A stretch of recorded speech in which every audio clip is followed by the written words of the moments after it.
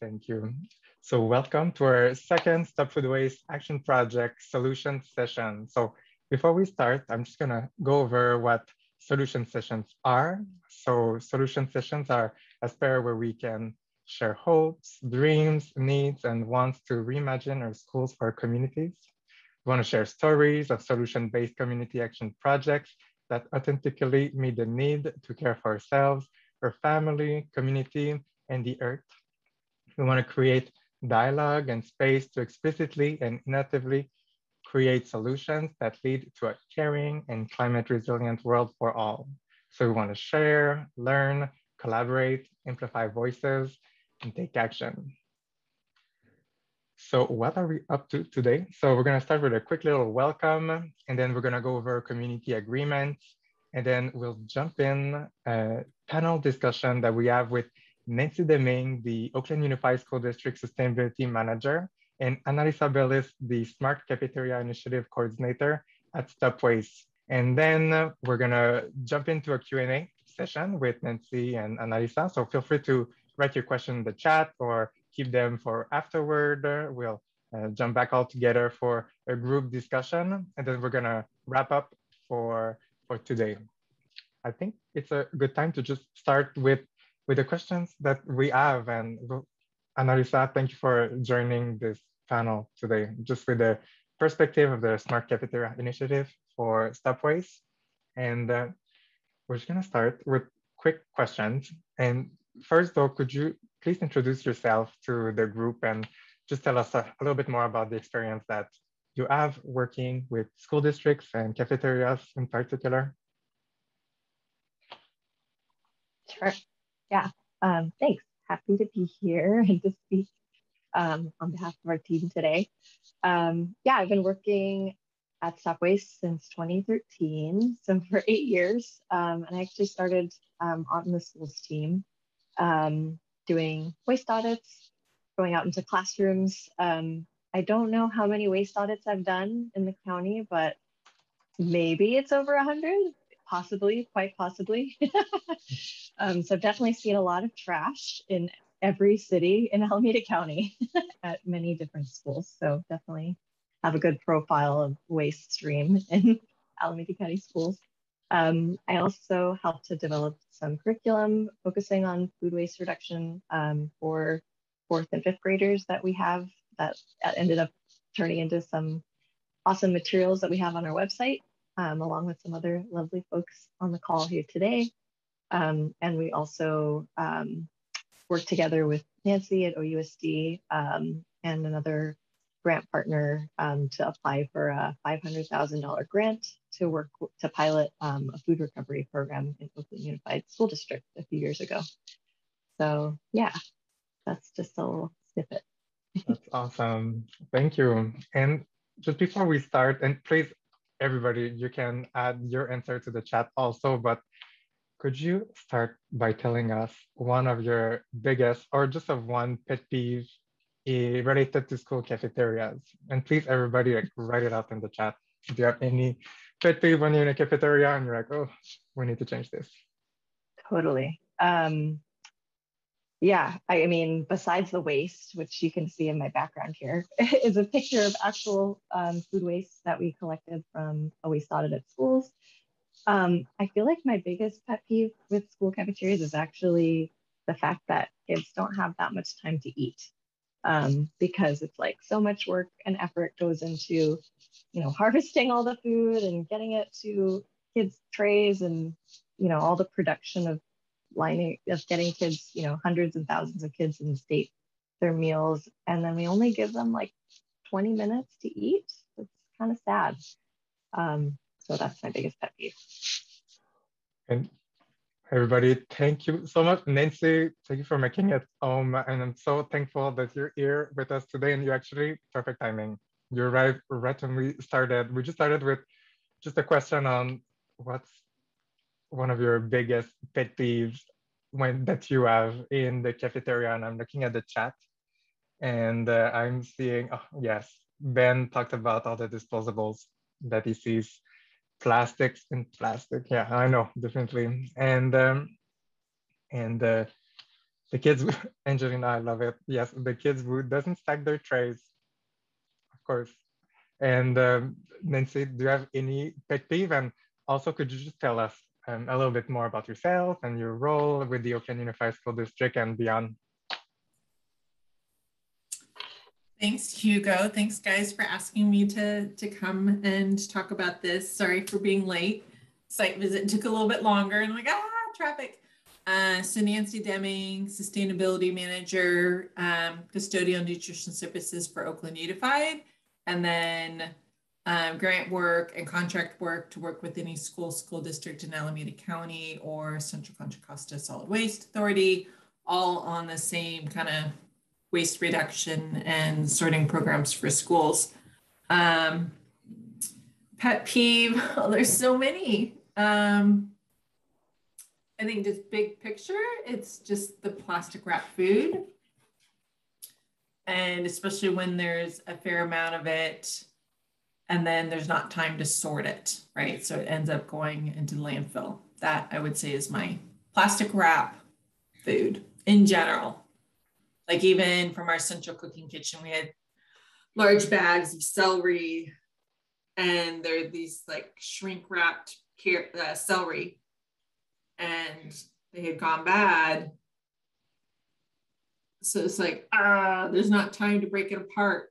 Yeah, that would be my pet peeve, plastic wrap food. Yeah, and it sadly sometimes doesn't make the food look good. You know, it just move around and then it stays on the plastic and it's like, oh, yeah, no, I agree. Definitely the plastic and the packaging. And now, thank you for joining us. We're just gonna go over some of the questions and I'll toss them to Annalisa and I'll toss them to you, Nancy. And please feel free to share with us also your train of thought on these questions. Yeah, and I'm very excited to hear about both your perspectives. So we just want to start with, what does reimagining a school cafeteria means to you? No, we'll start with you, Nancy, if you want. Yeah, great question. I think from the ground up, right, that it's scratch cooking, it's a full kitchen, and sustainable, locally grown, as much plant-based food as possible. And the cafeteria setting is welcoming, and the tables, the environment, there's nice music being played in the background. You know, it's a cozy environment, and reusables. Yeah, just kind of that shoot for the stars situation. A nice restaurant setting, home restaurant setting is my I love it. Yeah. I love it. I want to come and eat in your dream cafeteria. Let's make it happen. It's exciting. And Annalisa, do you have anything you would like to add? Yeah, I just want to second the cozy environment for sure. And that's actually a strategy for reducing food waste for students. I actually read about a school where the principal would read a story in the cafeteria to students during lunchtime to kind of cultivate that quiet environment, calm environment where kids could just quietly sit and enjoy their meal.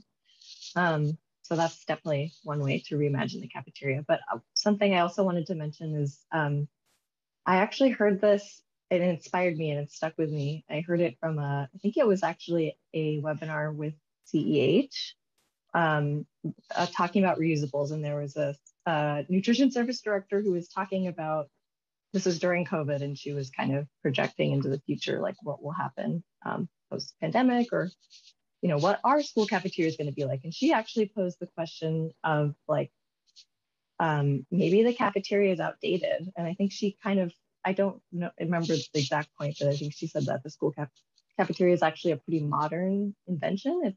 It's like we act like we've had it around for like centuries, and it actually hasn't been. So I just kind of like the idea of like deconstructing why we think we need a cafeteria in the first place and what the cafeteria serves, and looking at, what do we really want that experience to be for students? So, thinking about encouraging students to practice a ritual in community where we're like sharing a meal together.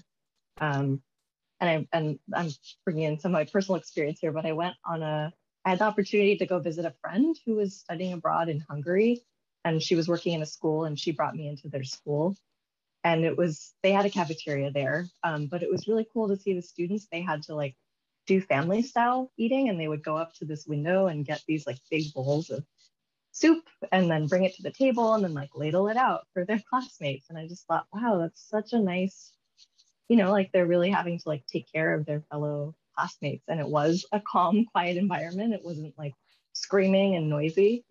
It was older students too, so that's another thing. But anyway, just there's so many other opportunities that we can look at our other countries and other places, how they do school meals at school. Definitely. And just to echo also, I just saw everybody's comment first. Please keep writing in the chat. I love it. And then see, the acknowledging that some students have less time due to the service line. And I've personally also seen some students due to equipment, networking and computer networking. So they all have to go through one line, and for a student to not even make it to the end of the line before the lunch was over is just heartbreaking, definitely. And keeping on the students, because that's also why we reimagine this beautiful dream cafeteria for students and the entire school community. Is there a way that students can make a difference and take action at schools in regards to food waste reduction or prevention, if you think of anything they would like to share with us?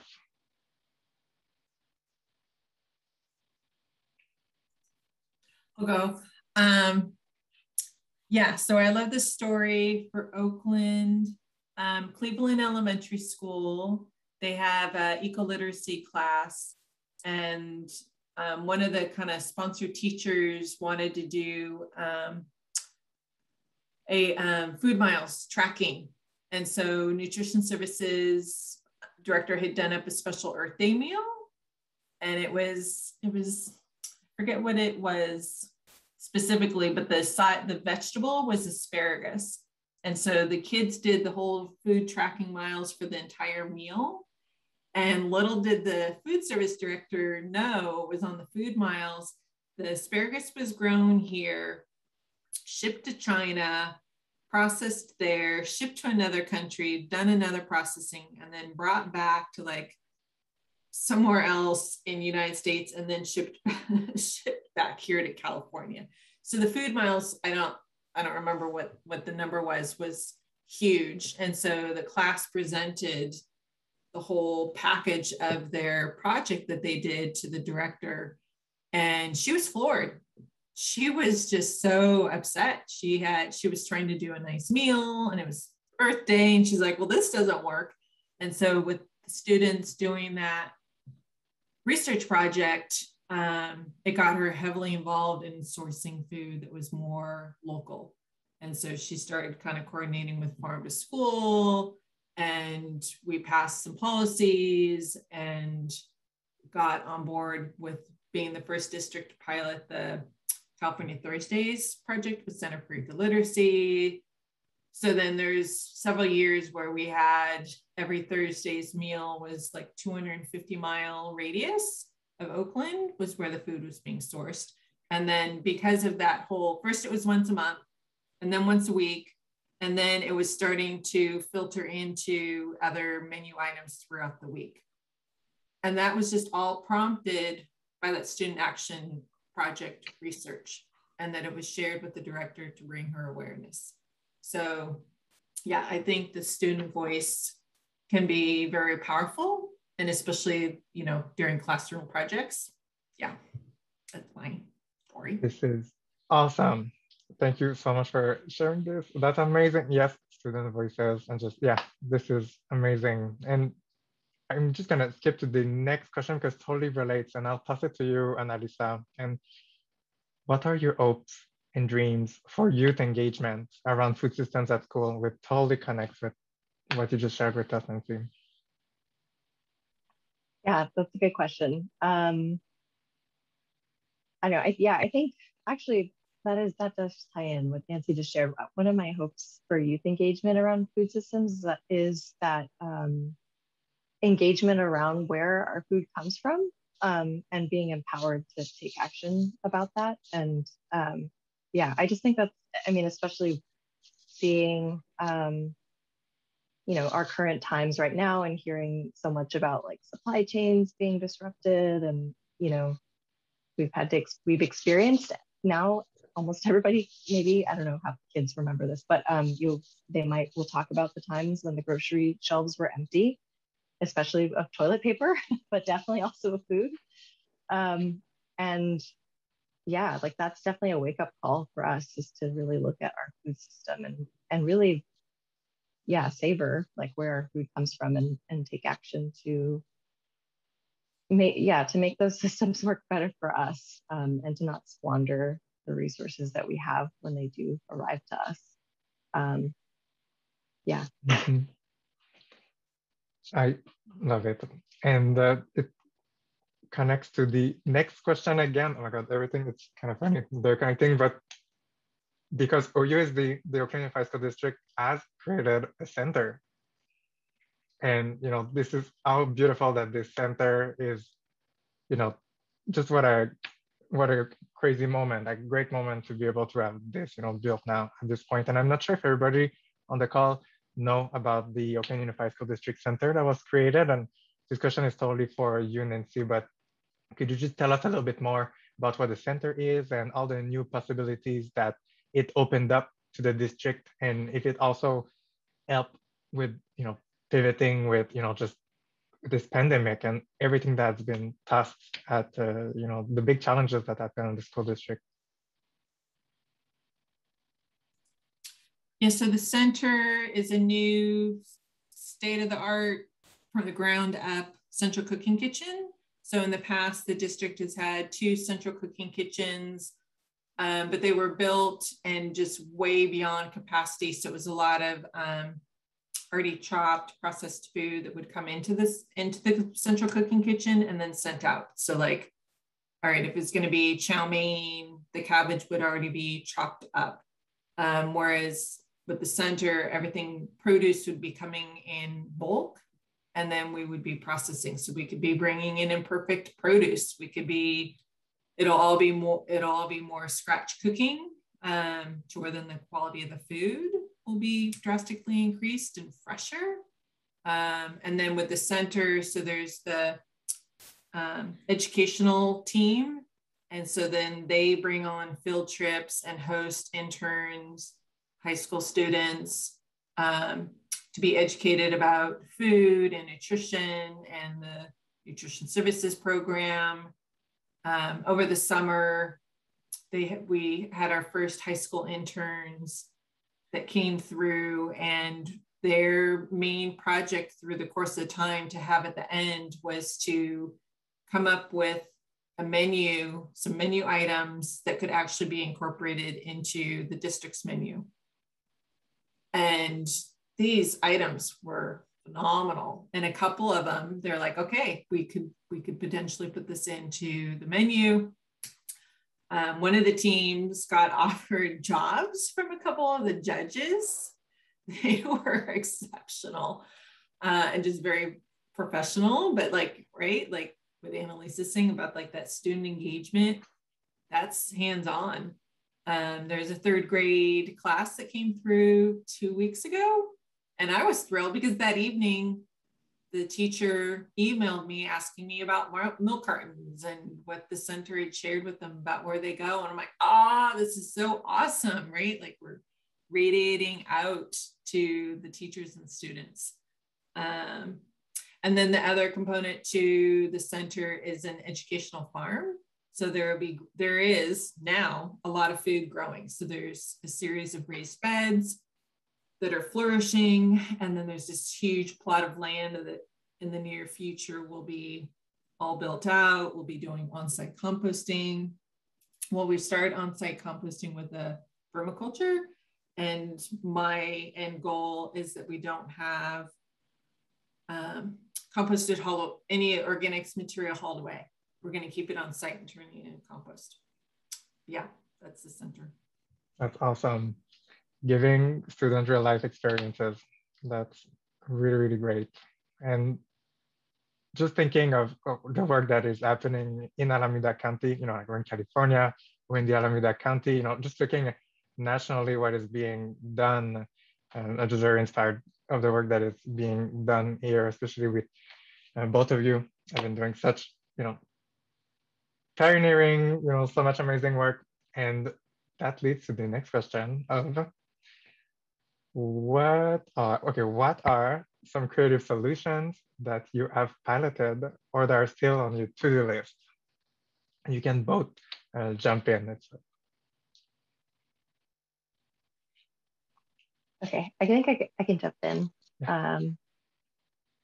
Yeah, I don't know. I won't take credit for this idea because I don't remember exactly where it came from, but I feel like one of our most fun solutions was involving students in the process of actually counting what's okay. So students in the school cafeteria, and this is pre-COVID, but I think it could potentially still be done during these times of safe distancing protocols. But involving students and giving them little tally counters, which are really fun, bright colored, and when you click it, it turns the dial with the number. It's just kind of a fun tool. And involving students in being able to watch in their school meals and see if their classmates are throwing food items away or putting them in the compost or trash that could have been put on a food share table, or just counting whether those things are edible. And it could be many forms. Like it could be like what could be put on a food share table. Maybe it's what is put on a food share table. Maybe it's like, let's count how many unfinished milks there are. But just getting students involved in that process of tracking what's going to waste in school, because they just get really excited about it, and they're like kind of like competing with each other to be the first one to do that task on the school day. And then I don't know. I'll just stop there. It's a good one. Hugo, sorry, the question is what's maybe on the pipeline that could be happening? Exactly. So do you have anything that, a pilot that you're very excited about, or anything on your to-do list that that is in the pipeline? I know I thought about this question when you shared, and then I had an idea, and now it's escaping me. Because at first I'm like, I don't know that I have anything, and then I was like, oh wait, no, I do, and then now I'm thinking, oh wait, what was it? I don't know. It might come to me, but with what Annalisa was just sharing, I think highlighting because of the pandemic, like so many sorting bins have gone defunct. The sorting stations are all getting kind of jumbled up out there, so they're not efficiently sorting right now. But it's just pure bones. We got to get those up and running again. But then the students being more mindful of what's going in the compost bin. So yeah, the food share, uneaten food, but then also what's going in the compost and kind of troubleshooting that. And so that's the other thing on the center is, so with the education team, right, we're incorporating curriculum that's going to get embedded into the school curriculum K through 12, and that's action oriented. So far we've gone through kindergarten to 12th grade of what kind of composting curriculum would be incorporated in each grade level. So then it would be having this awareness of food waste issues. So that's something that is in the pipeline, and that I think will be radiating out to districts largely, with having that more embedded, and especially to be able to tackle these issues. Yeah. That's exciting. And then I'm excited about that question. Please, share us your train of thought. I did share it ahead, but is there a question that you are tired of hearing, that you always answer and you're very tired of hearing? And what would you like to say about this specific question on food waste or food waste prevention, just so that we end it once and for all? It's recorded right now. We're putting it out there. I could jump in. Yeah, the one that came to me right away was just that, yes, food can be donated. And I mean, well, there's certain things to consider, and you do have to get, you have to check with your local health department on the procedures. But yes, surplus food that is still edible and is safely kept at the right temperatures can be donated under the right circumstances. I love it. Should be donated. We should not toss it. Definitely, I totally agree. So I'd say the same thing, but then to add something different would be plastic wrap food cannot go into the compost bin. It's got to go in the landfill bin or pulled apart. It doesn't belong in the compost bin. But yeah, I'd say the food donation piece, just that awareness that we can donate. We just need the 501(c)(3). Yeah. I'm sorry to say that I think you're gonna still get this question. I think you're gonna always get it, but at least you know your spiel. It's the right thing to do, and there's gonna be more folks doing it, so that's exciting. You know, seeing that time is going, but this is awesome. I'm just gonna also give a space, so we just know also that to change school cafeterias or school culture and a school district even, it truly takes an entire school community to be able to, everybody together to make this happen. And I would just like to give some space for appreciation to someone or a department that has helped you in your role, in the job that you're doing, and just giving a space to throw it out there. Is there someone or a department that comes to mind for you? And I also give it to whoever unmute first. Okay, I'll go first this time. Jennifer Labar. She was the food service director, nutrition services for Oakland a few years ago for a number of years. She's just always on board with trying to figure things out and action oriented. I remember one of our campuses had a reputation for surplus food on their food share. Food share is overflowing. And so we're like, all right, let's bring in the resources. Let's figure out how to donate that food. And she's like, well, wait, let's back this up. Why aren't they eating the food? We need to make sure, we need to understand what the issues are to reduce that food waste in the first place. Like those kind of perspectives, I just have always appreciated her involvement, her engagement. Yeah, Jennifer Lamar. Awesome, thank you.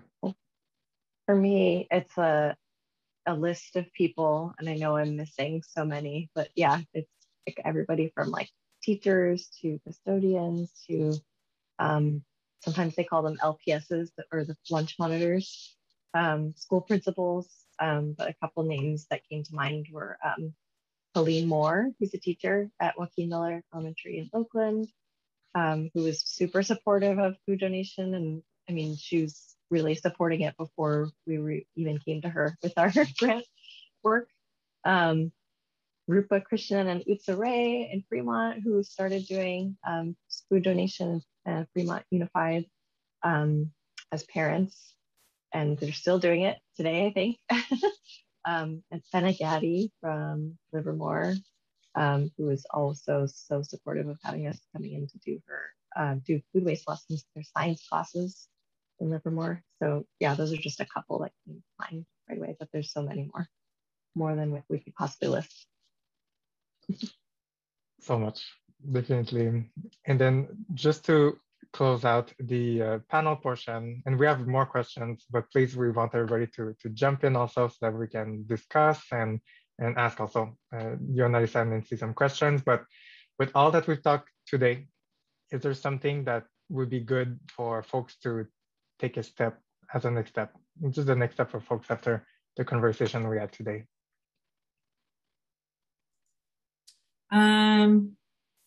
Jump in, I'd say just observation, just sitting, but it's really important just to sit back and observe and see what the issues are, and then to kind of figure out remedies of how that could be tackled, and then asking questions. Yeah, Mm-hmm. I'd say observation and asking questions, listening, figuring out a plan. Yeah, and to go along with that, just emphasizing the listening portion. Just like really listen to like what the needs are of the people that you're trying to work with, that you need, you need their support to get it done. So yeah, listen to like how you can help support them too, and they'll definitely help support you too. And also remember that you're not alone in this work. That's why we're all here together, to find solutions as a group. And sometimes it can be a lonely endeavor. But just remember that there's a lot of other people out there like you taking action. But that's an amazing way to open it up. I mean, thank you for everyone that just is showing up today to be able to, listen and to be able to be part of the discussion. And Annalisa, thank you. And Nancy, just so thankful for all the work that you are doing and I've been doing. And so I can't wait for us to rejoin in real. It's kind of funny to still do this virtually after all this time, but we will see each other. And now we'd love to open it up to the group. Do you have any questions that came to your mind? And we have Annalisa Bellis and Nancy Deming with us right now. Any question that you can think of right now? It's an amazing moment. You can write in the chat or raise your hand. And I'm seeing something. So Ben, I think a question from Ben. What do we need to overcome the stigma of food donation at school as COVID ramps down? It's a good one. I think a lot of the stigma has been reduced during the pandemic. Like the need for food and food insecurity and just the value of food. I think that's changed a lot. And even before the pandemic, right? Like, I think I've only experienced like one school where they're like, no, that they maybe weren't interested in food donation for their site, like to do food for families, because there's potential stigma of those families coming in to get the food. But all the other sites that could even consider food for families, they were game. And I think just that importance that it's food waste. So it's available for anybody. It doesn't even have to be somebody who's in need, right? It's just, there's many reasons to make use of that food, right? Versus throwing it away. I think you said it, Nancy. Does anybody else have any questions? Janine, yes, please. So just how is food share going to start back up? How do you envision that from schools who have done it before or haven't done it? And what would be the materials? Like, what would the launch look like, or the relaunch?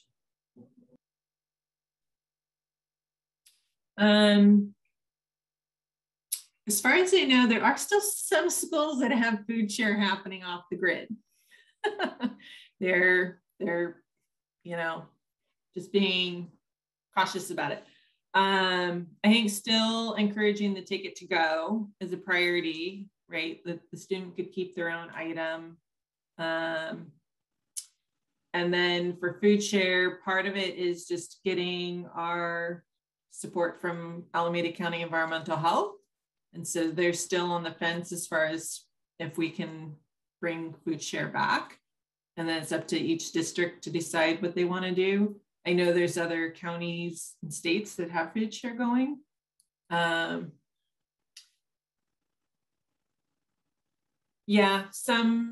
been some proponents about like having the food share right after checkout line. So so the student's not handling the food that much, right? It's just in their hand and straight in there.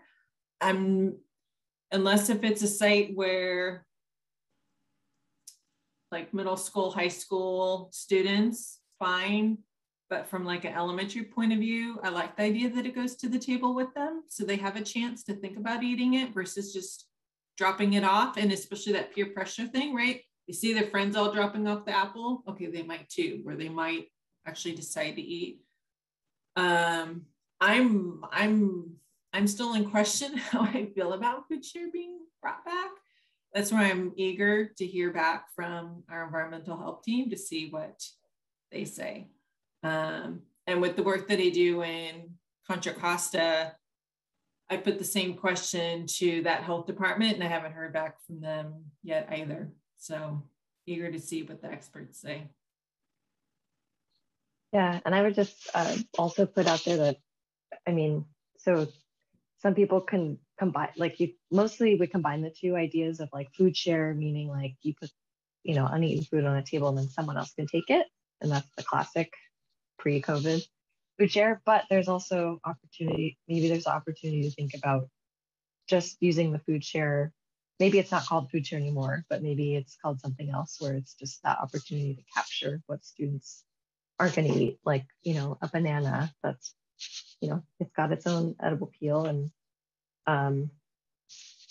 maybe it could be donated after the student drops it off, like in the back of the house. But yeah, it seems like definitely fuzzier from the health department about food, about multiple kids touching like food items.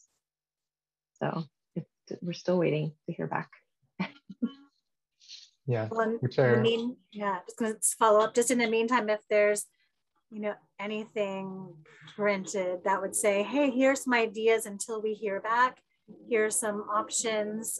Even just that idea of like food for teachers, where it's like, it's just going to go to the teacher's lounge, right? Or it's going to go to the front office, so that, thank you all. And there's always an opportunity for back of the kitchen. So all the hot entrees that were warmed up and won't be able to be reserved, this was untouched and can be, tracked and donated at least. So the back of the kitchen, I would think that could be just if someone has a partnership with a nonprofit to be able to pick it up or take it to go even. But yeah. Well, but there is the possibility, right? So, and as I mentioned, like the bin, we're just collecting the food, the uneaten items, not for food share. So, we have changed our signage to collect the food to bring back to the kitchen, because we can consider to wash and reserve the next day. So there are items, like a lot of stuff that goes out for breakfast to the classrooms, we're bringing it back and sorting for the items we can bring to the kitchen to reserve versus what needs to be tossed or donated.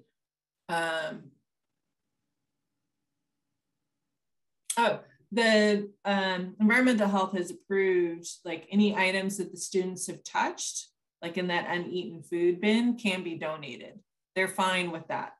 And even with like one of the major food donation recipients, Dig Deep Farms, it said that they're fine with receiving that food and they can wash it at their facility since they know it's been handled by kids, they can process it. So there is that option.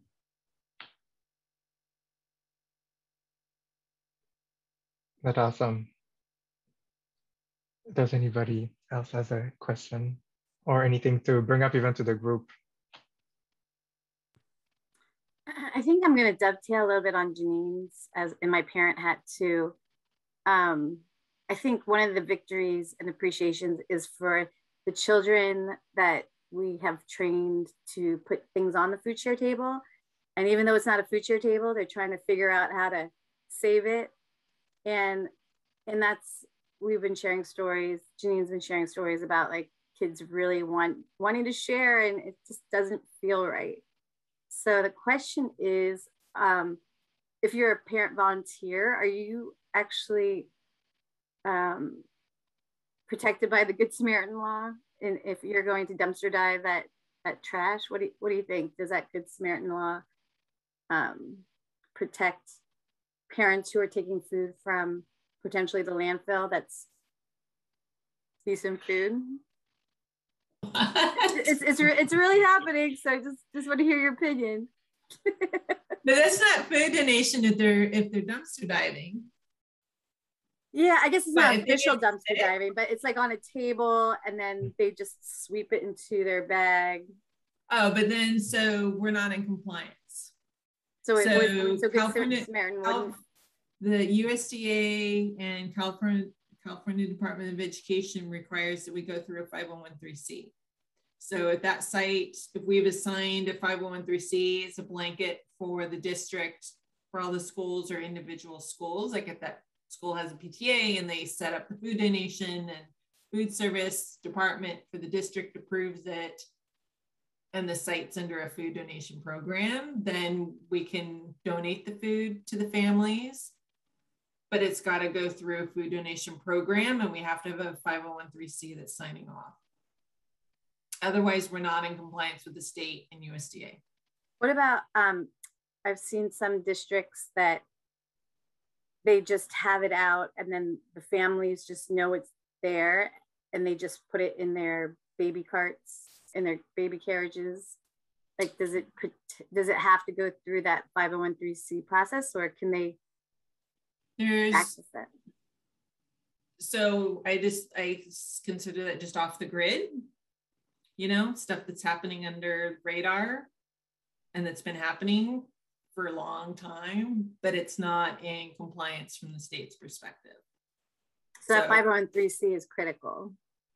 The 501(c) is critical, and that there's a procedure set up. So even if we have a 501(c), then I would want to be making sure that there's a procedure and a process and it's equitable, right? And the school figures out how are they going to donate in a meaningful way to their families so that it's balanced and it's not like certain people are getting it and other people aren't. Like, the site has to kind of figure out that piece.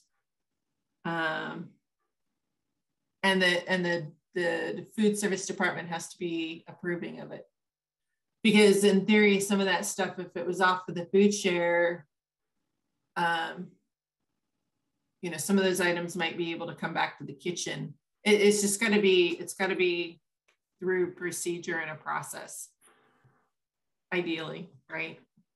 So if you're a champion at a school, what would you recommend that, okay, I identified this church or this mosque, and then you go to a nutrition services director and say, can you get an MOU or something? What's that process? Yeah, they can ask the department, like, do you guys have a food donation program in the works or at some of the schools that we could do at this school? What help do you need? Oh, did you know that all these resources exist about food donation and it's legal and it's possible? And we have other schools we can learn from. We have the lovely people at Stopways to come in and help. Yeah, finding out, yeah, and then figuring out like, okay, does the school, if it has an official PTA, then okay, PTAs are a nonprofit, so they might be able to serve. Or if there's a church, neighborhood church that might be able to be with the 501(c). But yeah, checking in with the food service department team.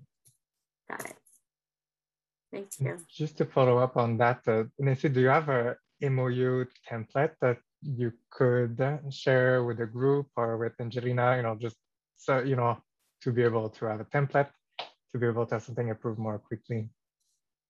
Yeah, you have it too, Hugo. I have it, I know, but I said it and I'm sorry. No, I have it too, I can share it. Let's go back to Hugo's previous role as a contractor. I'm sorry, but I think you could find it faster than I could. I can find, could I share it then? I'm also asking in a way, could I share it? You may share it. And then we do have a new food service director for Oakland's, Stephanie Bruce. And so she's going to be reviewing all our policies and procedures and MOUs to see what we've got and if anything needs to be updated. But yeah, that's our current past version. And they're available, like people could find them on the web because they're board approved.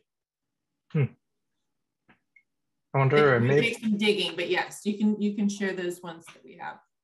Awesome. I do have it, so I will share it with you, Angelina, and we'll connect. I don't know if anyone here would be interested in seeing a copy of this MOU, but that's something that we could share. I wonder what would be the process for this, but we'll follow up. We have the email of everybody on this call right now. So if I see thumbs up, yeah, Monica, great. Yeah, then we'll why not? Thank you so much, Nancy. Yeah, we'll share the, it was reviewed by folks in the legal department and all that. It's always better to start with some sort of template with, yeah, we'll share it.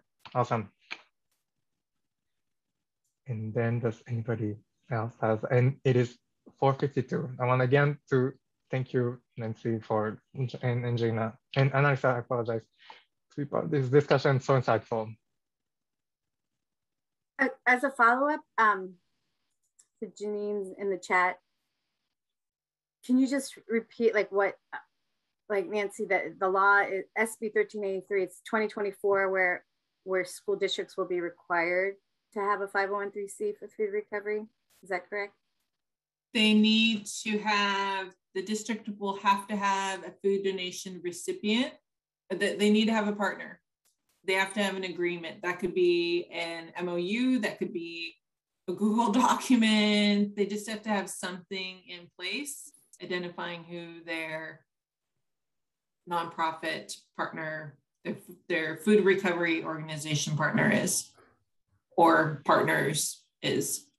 And from my understanding, it's not necessarily, it's not just from like a district perspective, it's per site, it's per school, if I'm understanding it right.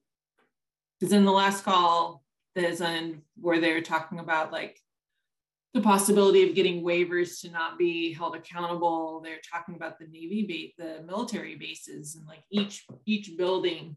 And I'm like, oh, okay, that means per site we need to be. It's not just like the district perspective. It would be per school. Wow. As far as I know, if I'm interpreting it right, but I'm curious if there's going to be like a volume threshold, right? So we have our preschools, which, you know, very low quantity of surplus food that would be recoverable. So then what's the threshold when it's smaller amounts? But yeah, I'm glad we have a couple of years to work through the details. Exactly. It feels that once 2022, tier ones happen, then there's going to be a lot more discussion, and Kawasaki would keep answering a lot of the questions to be able to solidify the plan. But definitely working on it now and joining back as a group to share everything that our understanding and how can we make every site, you know, just to do the right thing also, you know, just not to be just ought to be compliant, but really how can we do the right thing and donate the surplus food to folks that need it. And I'm looking at the time, 4:55, and it went so quick. Angelina, I would love to give the space to you really quickly before we close out to share about the next solution sessions that are coming our way. Yeah, just quickly. So I again appreciate Nancy and Lisa and Hugo for facilitating, everyone being here today with thoughtful questions and comments.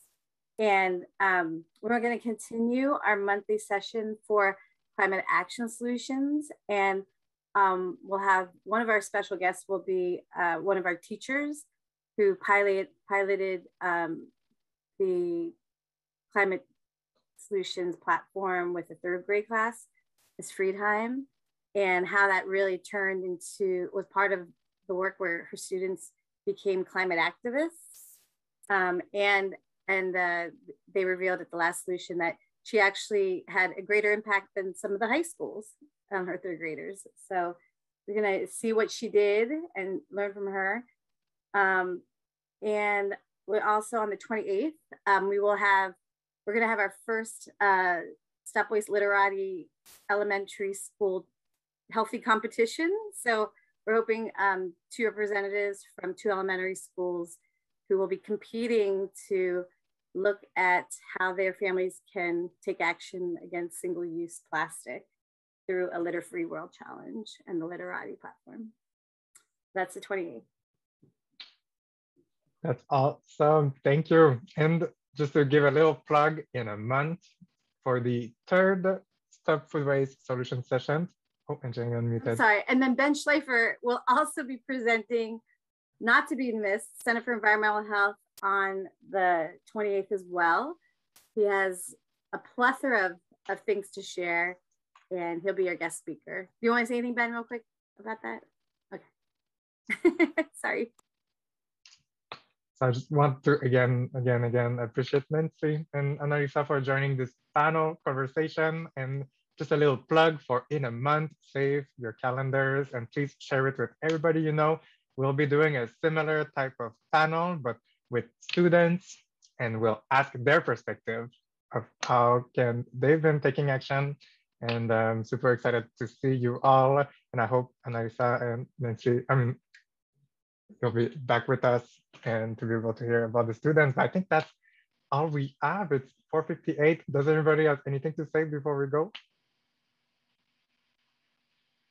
Thank you, Hugo, Appreciate for it. awesome facilitation and moderating. Thank you. It's just a pleasure, and it's so good to see everyone. And yeah, I wish you a beautiful rest of your day. And I'll see most of you very soon.